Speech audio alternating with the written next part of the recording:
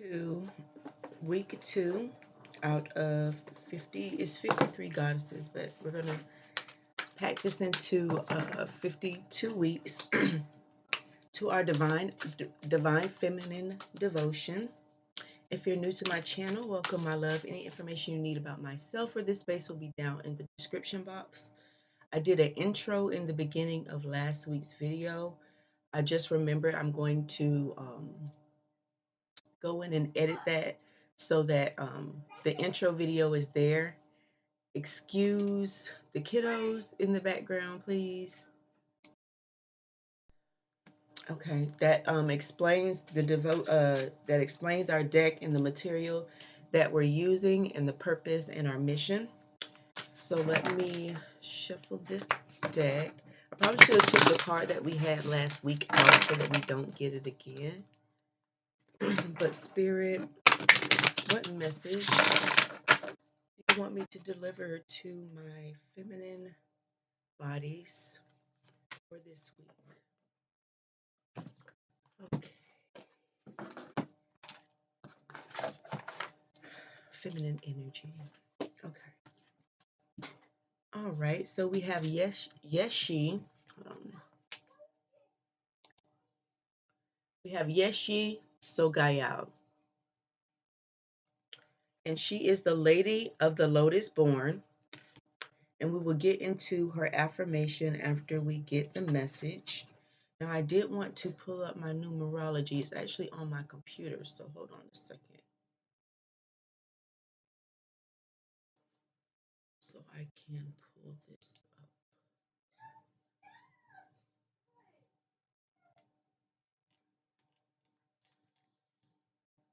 Spiritual guidance. Where is it?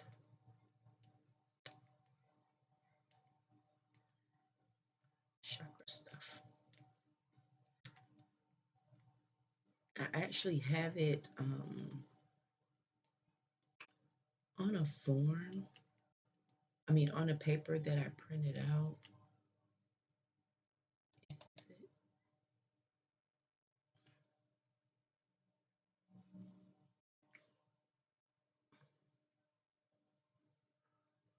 Yes. So last week was 7 and 6. So if you're keeping track of and you're keeping a spiritual journal, last week goddess had the number 7 and 6, and 7 is faith and 6 is growth. So faith and progress and growth were part of the message of devotion last week. Okay, so let's get into Yeshi's message. So these numbers are 1, 2, 1, and we know that ones are about beginnings and 2 is about duality. So also ones are about potential as well, okay? All right, so let's pull her message up. Now, if you go deeper into the numerology, you can add those up and then go even further and deeper with it. But Yeshi Sogayal represents a deep wisdom that has been much understood. She is the ultimate spiritual wisdom that the human body is all that is needed for enlightenment. Yeshi was born a princess in Tibet in 777 CE. 777. Numerology as well. According to the legends, hold on. So we had 121, which was potential and duality.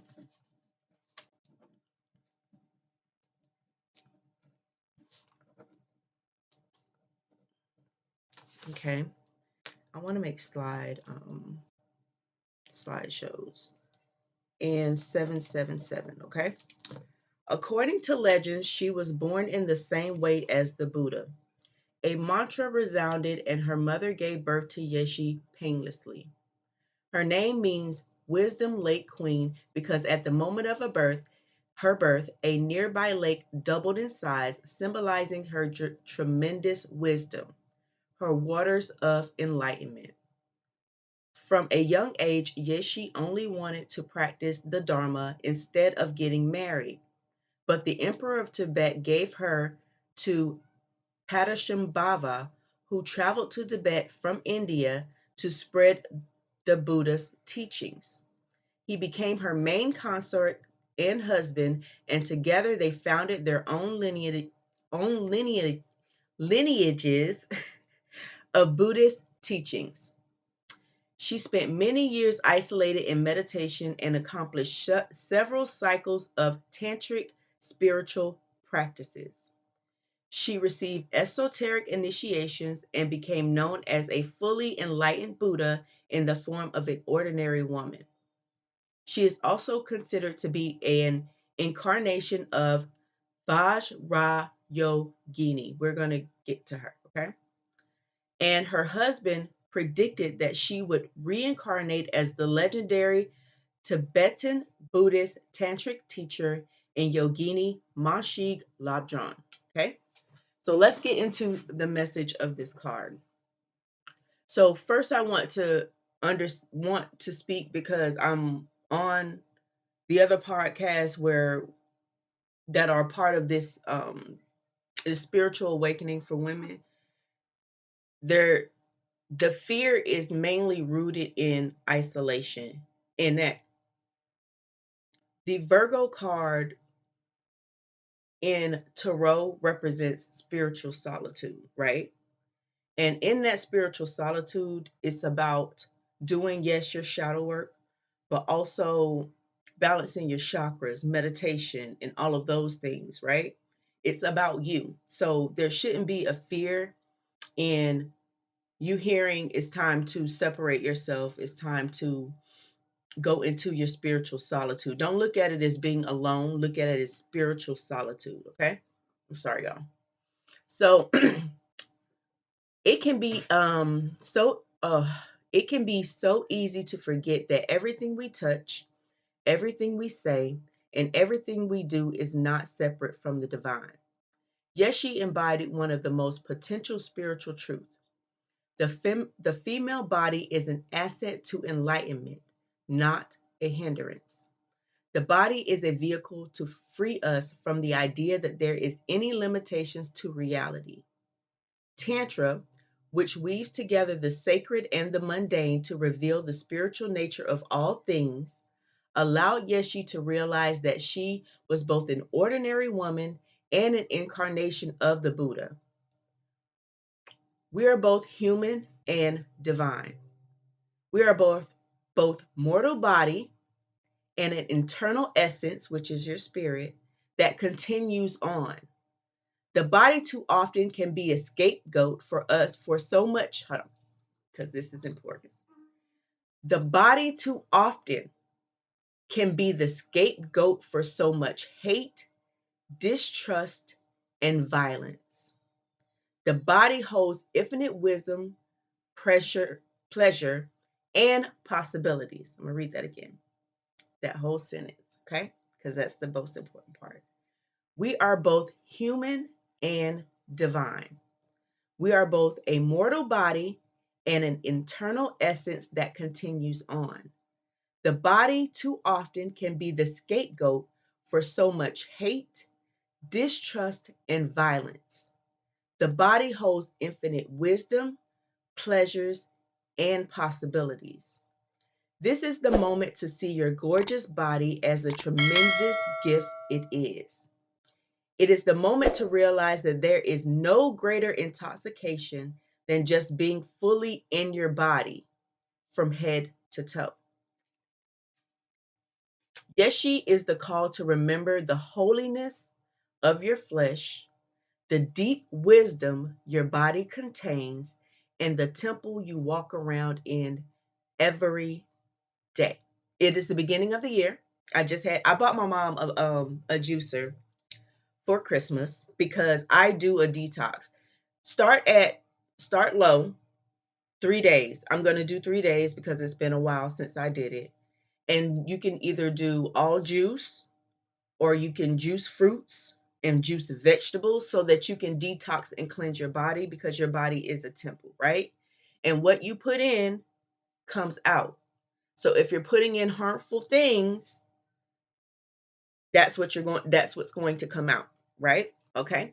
So what you're going to write down, your question, your meditation, your soul voice meditation for this week is, what helps me remember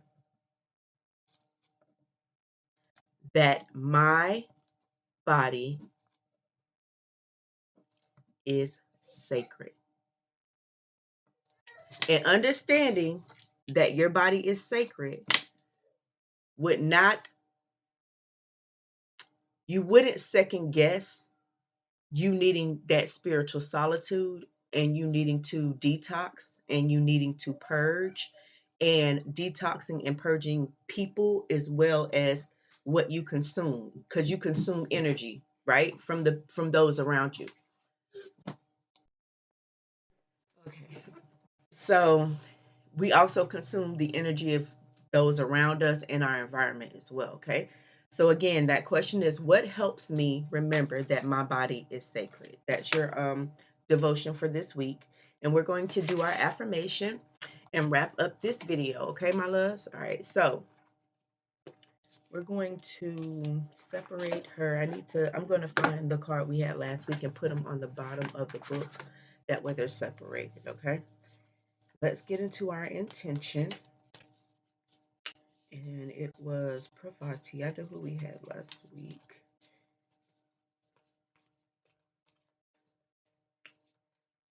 Should have did this off camera, right? If I don't do it now, yeah, she's in here.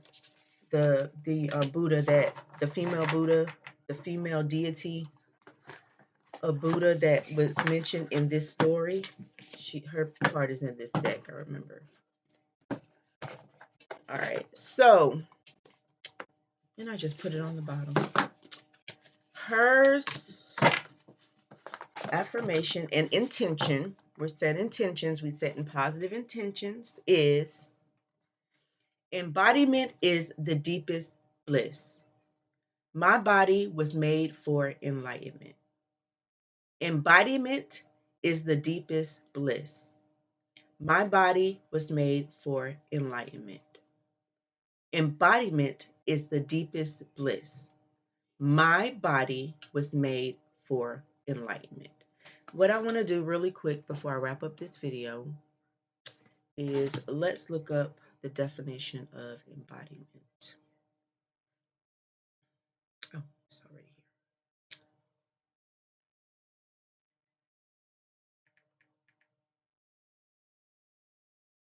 here. Embodiment means, there's two definitions: an intangible or visible form of an idea, quality, or feeling. She seemed to be a living embodiment of vitality. The second definition is the representation or expression of something in a tangible, invisible form. It was in Germany alone that his hope seemed capable of embodiment. So that is a definition, but you were going to embody the fact that our bodies are temples and it is made for enlightenment. Okay. That has been your message this week, my loves. Please hit the like and subscribe. Be blessed and stay blessed because you are blessed. Namaste.